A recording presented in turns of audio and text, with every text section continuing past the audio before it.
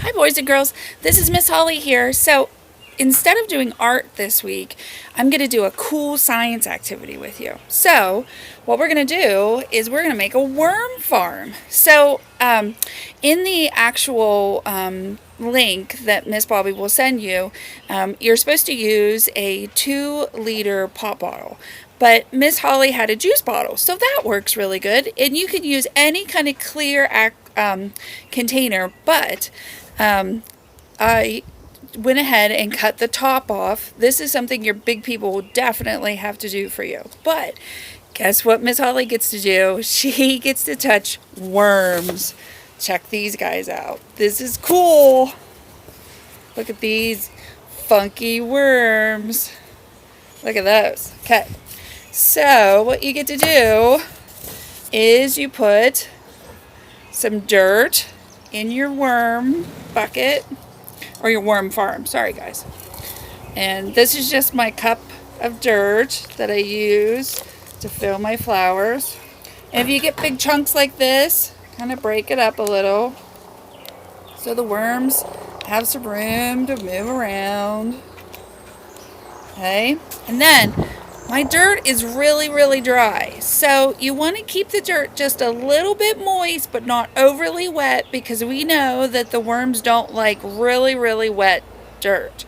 Because when it's really, really wet, we find the worms on the sidewalks, right? When it rains really, really good.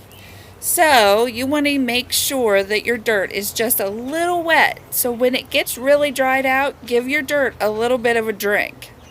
Okay? And then, guess what you get to do? You get to put your worms. That's all you use to touch them. Look at that. Look at those worms. They're pretty big.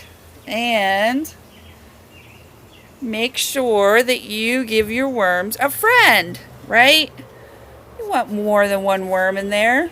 Blech. Ew, he's a big one. Blech, look at that one. That's a big worm. And then you put the worm in there.